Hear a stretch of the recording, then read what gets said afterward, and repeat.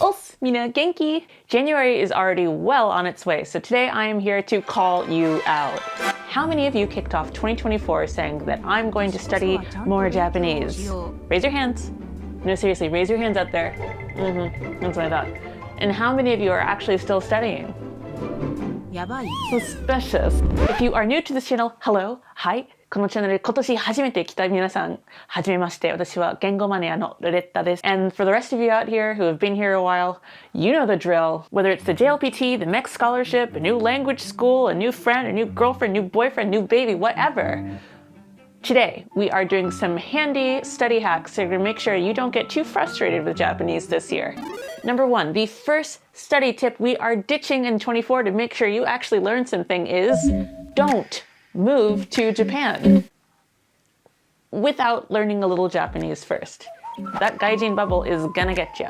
Okay, so this tip is specifically for speaking. On this channel, the majority of people who are thinking of moving to Japan are usually looking to get a job in Japan or looking at language school or something along that lines. A lot of people like to look at language schools as a way to get into Japan if they're not starting with work or some other way.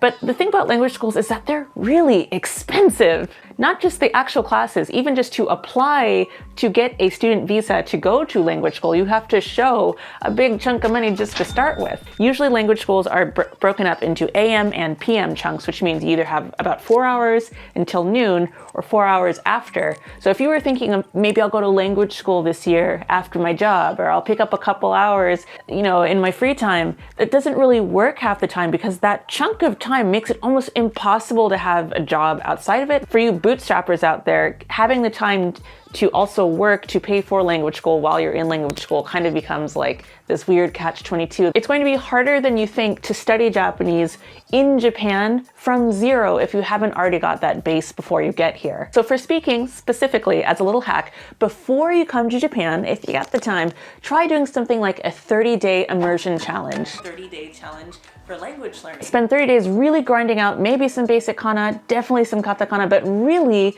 focus on the conversational side of speaking. That'll give you that base that you'll need so that you can keep learning more naturally while you actually land in Japan or not in Japan or whatever. But anyways, a 30-day challenge is a really good way to kind of dive in and kind of grind out the hardest beginning parts. I've been doing 30-day language challenges on my Discord community for the last couple years or so, and this year I am bringing it back again. Believe me, I know this is a book, but for today what I'm going to do, my challenge is to read something aloud without stopping, without using a dictionary, and it has to be something written like this where I can't cheat and copy paste and find the readings, and record myself doing that so I can hear what that accent sounds like. All right, here's what day 3 looks like. こんばんは。どうですか？元気です。Say hi. My main goal today is to fine-tune my speaking and my general accent, which I'm doing via my razzmatazz tutor on italki, as you can see right here. Most of you remember I've worked with italki for over 10 years now. Oh boy. じゃあお箸並べるね。並べるね。お箸並べるね。並べるね。並べるね。そうそうそうそう。でも並べるね。並べるね。よし。じゃあもう一回いきます。You guys know I pick italki because it's so important to be able to work with native speakers, especially if you want something like a 30-day crash course immersion to work. For speaking, getting real tips from a native speaker means they can pick up on weird nuances or any kind of quirky habits you may not have noticed about yourself. 一緒に住めるようになったのも最近で。一緒に住めるようになったのも次なったのもロレッタさんなったのもなったのもっていうふうに言って。でも正しいのはなったのも。なったのも。You get to work personally, one-on-one, after finding a tutor or teacher who matches your general learning vibe. That's you, Saki-san. There are over 30,000 teachers worldwide to choose from, so feel free to try them out until you find one you really vibe with. Learn anytime, anywhere, in Japan, out of Japan. Plus, there are no subscription schematics behind it. Easy peasy. If you are learning Japanese pretty much from zero, from the very base bottom, start with some basic kana, but really, you know, hiragana, katakana, these different scripts. Honestly, really just focus on katakana if you're trying to move to Japan, because that's the actual script that you need to read foreign words, you need to read menus.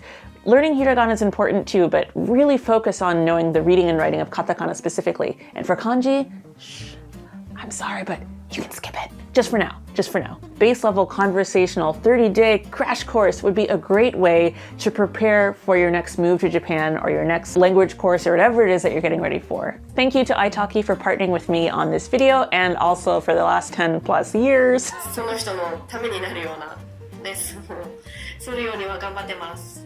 決まったレールのないレッスン。そうですね。それがやっぱそのオフラインっていうか、マンツーマンでレッスンするいいポイントかなと思います。ありがとうございます。 I've got my handy dandy promo code, KEMUSHI, which you can use to spend $10, and once you do that, you'll get $5 for free on your first lesson. Jump quick though, because this link is actually only good for the first 50 people, so run. But no, wait. Finish the video first, and then go ahead and click the link below. Number 2, I've noticed a lot of people tend to walk into spaces where there are native speakers and opportunities to actually practice speaking, and they walk into that room and they say nothing, and nothing happens. People here are shy, especially here in Japan, so you have to say something, even if it's just a basic aisatsu or talking to yourself like a weirdo. Otherwise, it's gonna look like this. Bro, you okay? Be the first to say something, but keep it simple. The point is, you're not really saying anything, you're actually just kind of letting people know that you actually do speak Japanese. 1アクションこんにちは。暑いですね。まだやってますか？わあ、すごい。ここは行ってますかね？Really, at this point, all you're really saying is that I am not a walking, talking English quiz. I'm not going to accost you with English. I actually do speak a little Japanese, so go ahead and talk to me. I noticed this when I started university in Japan, that I would walk into a classroom and everybody would stare at me. When you feel a door frame go above your head, Japanese should come out. You should, konnichiwa. Ima yattemasu ka? The moment you kuguru that door, you should be speaking something, saying something. But just try it. I promise you it's going to work, and I expect a good report.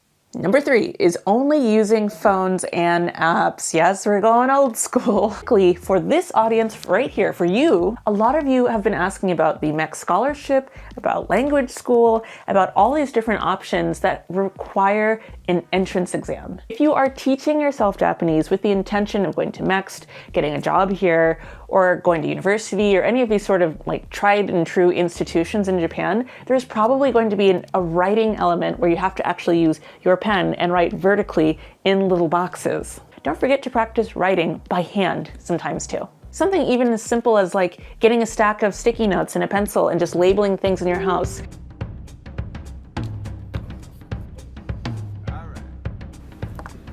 Manga. Inu. PC. PC? Suspicious. Number 4 is flashcards. I'm talking about those little hunks of squares that you flip through for the first time on the way to the JLPT. These can actually get you in trouble. The actual writing of flashcards is great and it's really helpful. And even digitally, just putting them in the deck and organizing your thoughts that way. The issue is when you actually just leave them there and never look at them again. Gone, out the brain. It almost feels like writing them in the books is like guaranteeing that I'm going to forget them long term. Last time I made a video about ditching bad study habits, I mentioned a certain Star Wars notebook. I don't even like Star Wars. Yeah, I guess. And I'm sorry, yes, I still do hate Star Wars. Yes, I'm gonna say it. But more specifically, the thing I really hate more than anything is all the effort that went into filling those notebooks just vanishing into nothing.